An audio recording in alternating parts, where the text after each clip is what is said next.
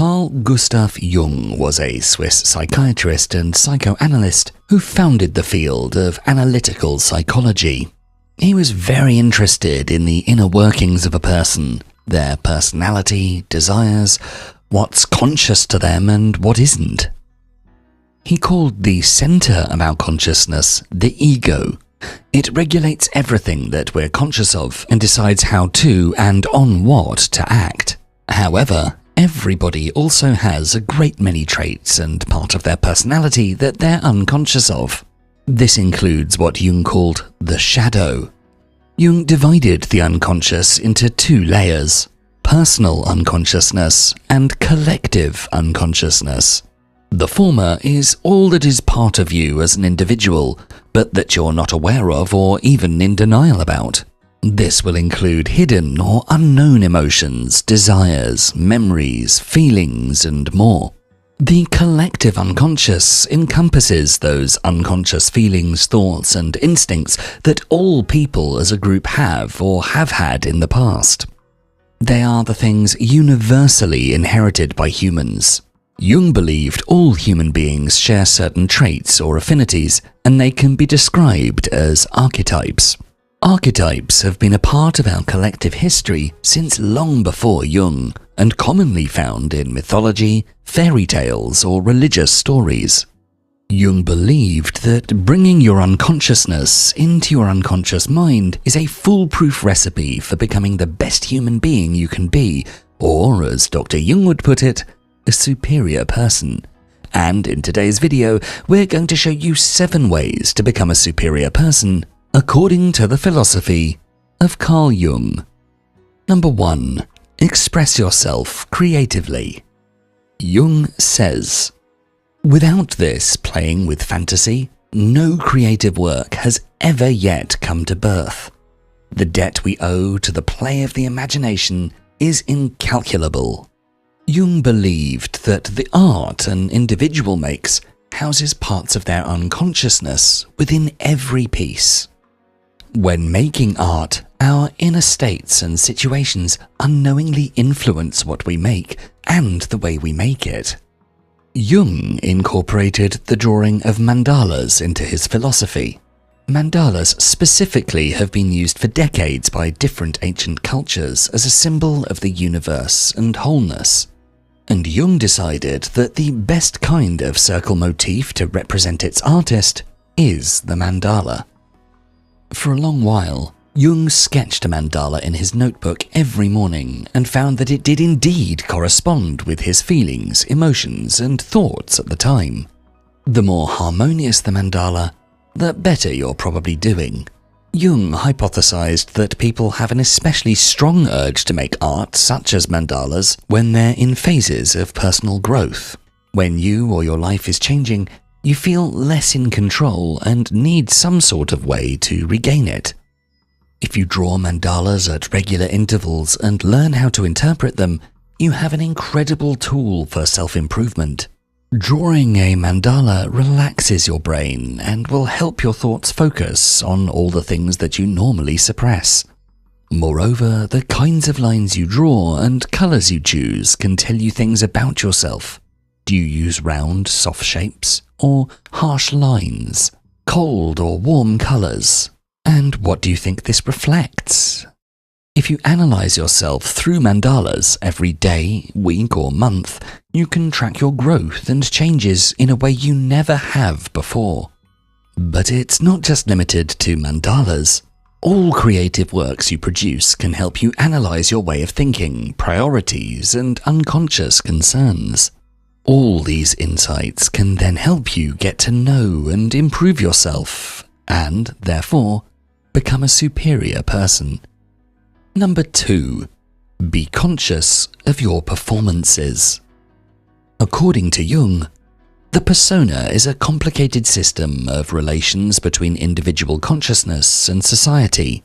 Fittingly enough, a kind of mask designed on the one hand to make a definite impression upon others, and on the other, to conceal the true nature of the individual. One of the biggest things that holds you back from being the superior person in a room is the fact that you probably overly adjust to the other people in it. Knowingly or not, most people present a fake version of themselves in some way or another whenever they're in social situations. For example, they laugh at unfunny jokes, agree with statements they don't actually support, or lie about their own well-being for the comfort of others. It's almost a performance, like you're wearing a mask over your actual self. And Carl Jung called this mask the persona. Your persona is how you present yourself in order for people to perceive you in the way you want them to. You might want to seem kind and easygoing, and thus you agree with everything and give compliments that you don't mean. Our persona develops when we learn about social rules and the expectations of those around us during childhood. Someone who grew up in a household where sharing your opinion was seen as arguing and would be punished has probably developed a persona that tends to avoid conflict and goes along with the most popular opinion. In contrast, someone who grew up in a household that saw emotions as weakness has probably developed a persona that is tough and unfeeling. But our persona isn't just one thing. According to Jung, everybody has multiple masks. The two examples we just looked at could have been the same person. You actually wear multiple masks at a time. For example, you want to appear agreeable and tough, and sometimes what masks you wear depends on the circumstances. You act differently among family members than with friends, and you certainly act differently among friends than you do with authority figures. For all of these situations, you have separate masks. The persona causes problems when the mask you're wearing is unnecessary, unhelpful, or detrimental to your well-being. Imagine the person who always acts tough among friends, even though they're going through something difficult. This mask prevents them from getting any help or relief. This clashing with one's actual needs is very frustrating and bad for your self-image. You might start to blame yourself for wanting to open up and show emotion, even if it is totally natural, because it would destroy your persona. When you think of your persona as the way you should truly be, you're aiming for something impossible, and as a result, you constantly disappoint yourself. Jung called this over-identification with the persona. You believe that you are your persona and get angry at yourself whenever you fail to live up to the expectations of that persona. Not only is this a miserable, harmful, and inauthentic way to live, but someone who's been over-identifying with their persona for too long could accidentally destroy it. This might happen in the way of burnouts that cause you to be unable to act any longer and might cause you to isolate yourself. You could also lose your mask right in the middle of a performance. The tough person suddenly bursts out crying in front of their friends, or the agreeable person snaps at someone sharing an opposing opinion. That said, Jung also didn't believe that we should just get rid of our masks entirely. In fact, he felt that they were absolutely necessary for our social existence. For example, not showing emotions in front of your boss is probably for the best. Crying in his office will definitely be seen as unprofessional, especially if it happens often. And it probably isn't best to share very personal and intimate or traumatic details about your life on the work floor. Moreover, being agreeable can help you out if you try to make a good impression on someone. So how do we keep our masks on without over-identifying with them or using them too much? Put simply, instead of letting the mask rule you, you should learn how to rule the mask. This process is known as restoration. By restoring, Jung means developing a flexible persona that doesn't collide with one's true self, but rather helps one's true self navigate society. The restored persona should be a persona one is aware of, not one that manifests unconsciously or is seen as your true self.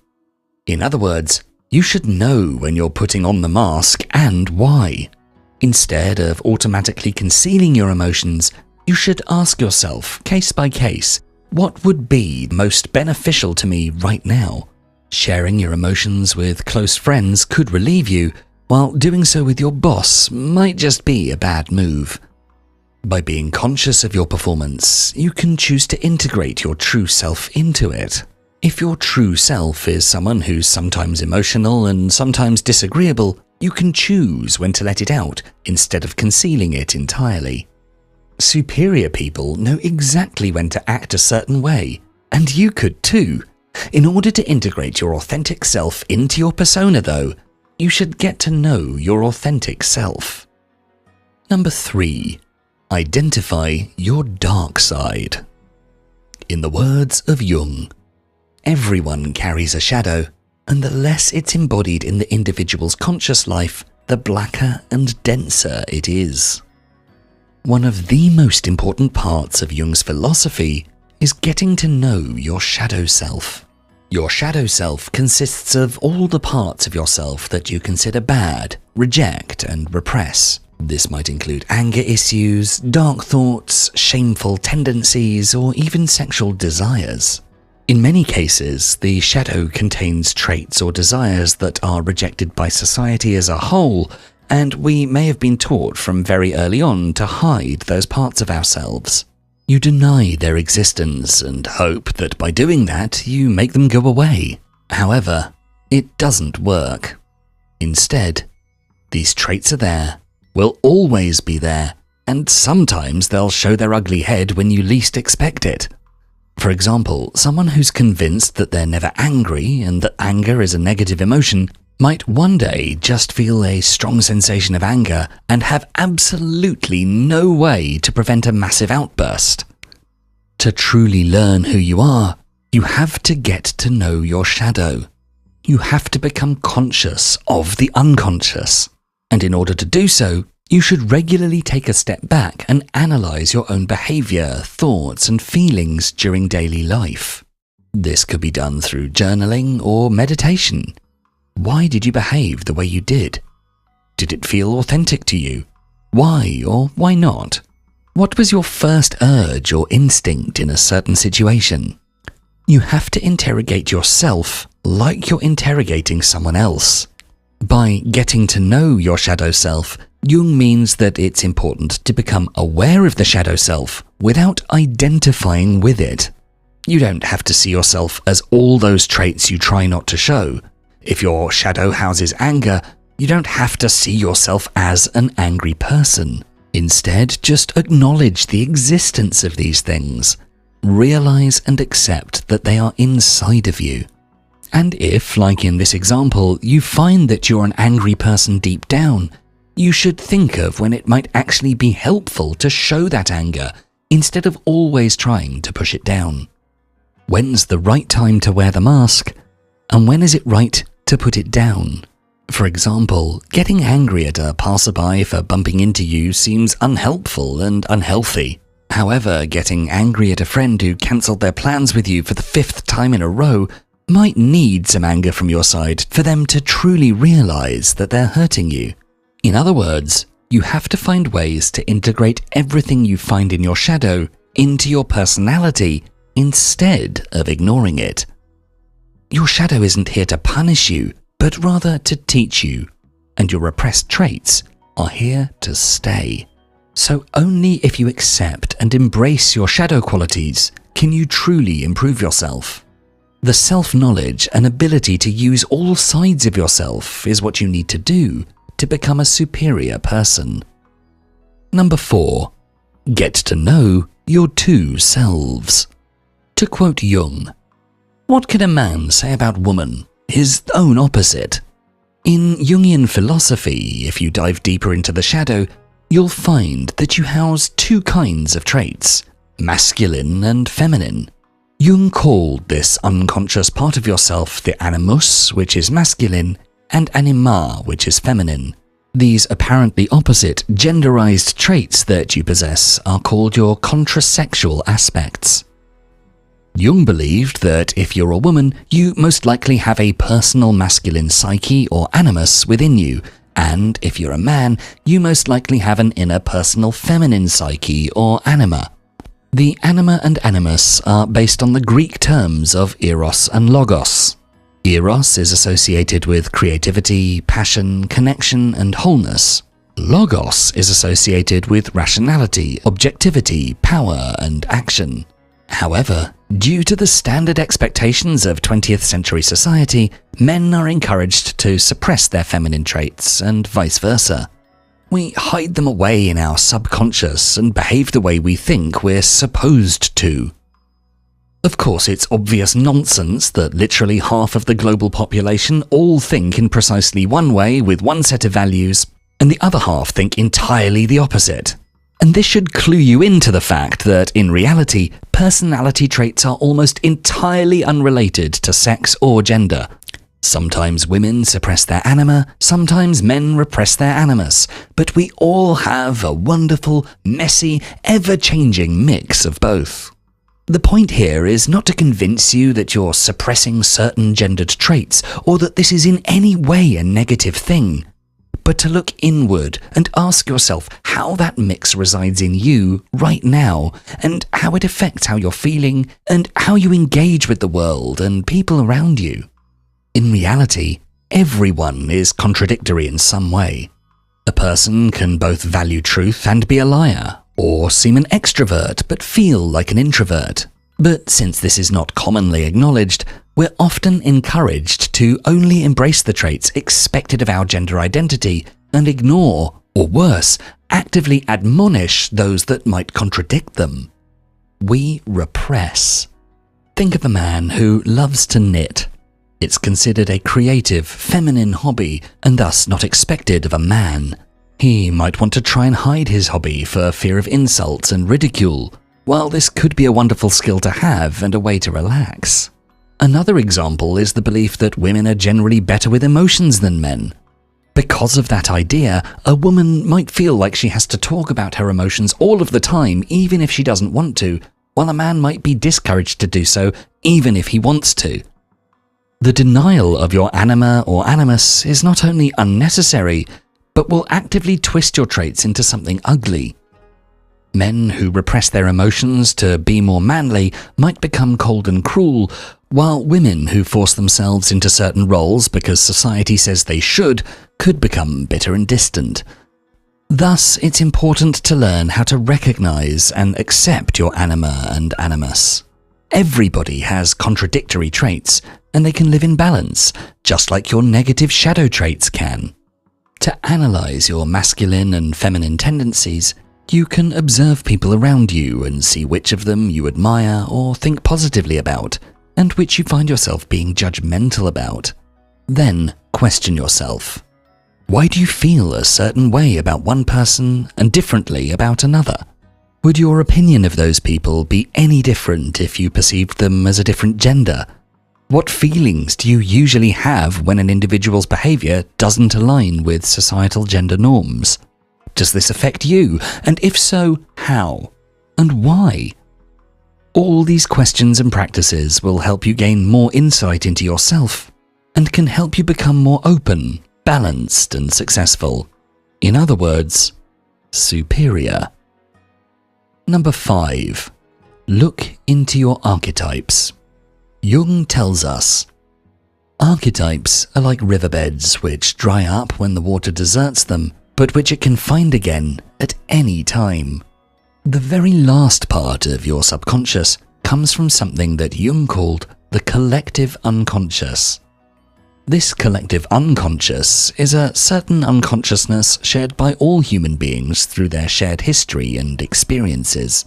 Through our ancestors, we inherit certain traits from birth, and that is the reason for all similarities between people across time, cultures, and space. They are the natural tendencies of the human mind to see the world around you in a certain way and behave in a certain way.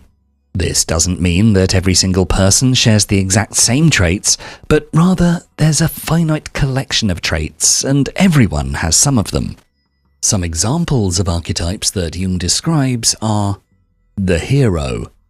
The hero is a brave fighter who thinks that if they work hard enough, they can achieve anything. They're pretty stubborn and believe in themselves a lot, maybe even too much sometimes. The caregiver. This archetype prioritizes others over themselves, often putting the needs of others before their own. they tend to say yes instinctively, guided by their caring nature. The trickster. The trickster is a playful character who seeks enjoyment and fun above all else. Even when facing challenges, they're inclined to use humor, negotiation, and mischief to navigate their way through the situation. Doing research on the Jungian archetypes and trying to determine which ones you see in yourself the most can tell you a lot about your subconscious. When you start to think about what archetypes you identify with, you'll get to know yourself in an entirely new way. It can also help with shadow work, determining the anima and animus, and your persona, because every archetype carries positive and negative traits. For example, imagine someone who's part of the caregiver archetype. Their positive traits consist of their kindness and helpful nature, which results in lots of loyal friends and a good reputation. However, they might take care of others to the point of neglecting themselves, or even grow bitter thanks to their own insatiable urge to ignore their own needs. When you get to know what archetypes you identify with, you'll get to know some of your strong and weak points, and will know better how to balance them out. Number 6. Explore yourself. Jung once wrote, "The privilege of a lifetime is to become who you truly are." Another part of our inner workings is what Jung called the self. If you imagine yourself as a circle, or mandala as Jung loved to use, the middle of the mandala is the ego, which is the conscious part of you, and around it is the self. The self can be represented by a whole mandala. It contains every single nook and cranny of your mind, the conscious, unconscious, and everything in between. As the center, the ego is only a small part of the self.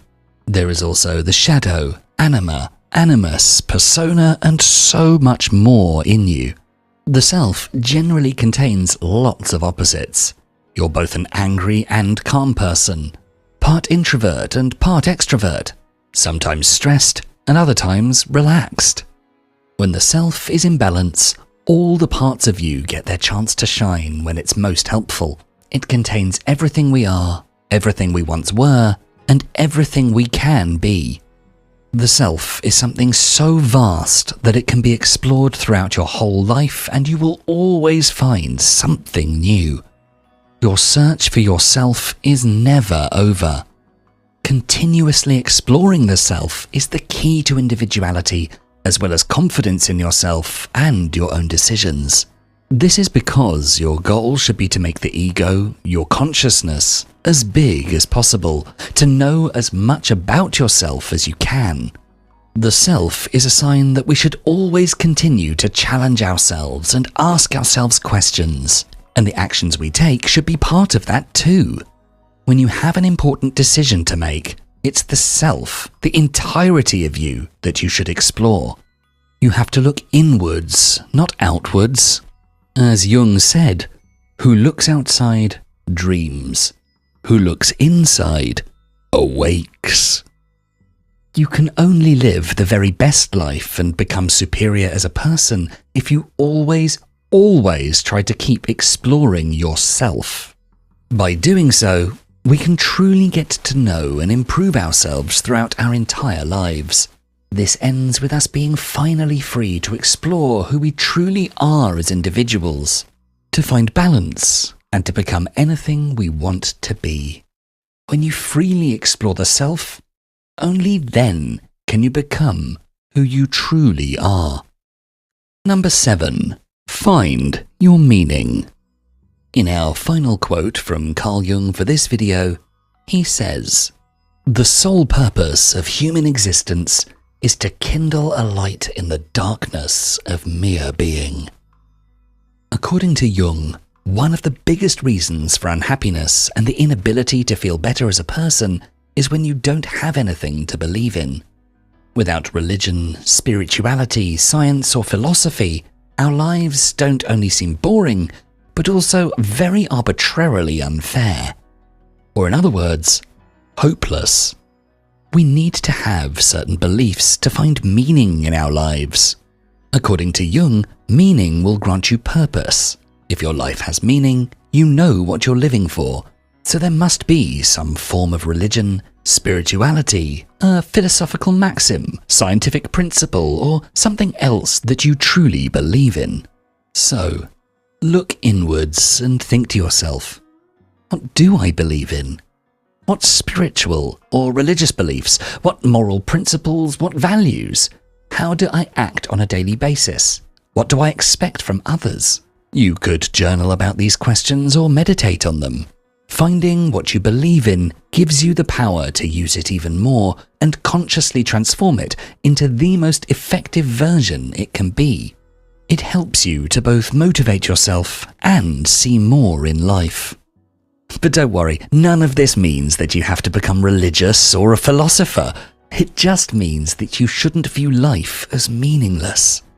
Find a goal to work towards or ideals to adhere to.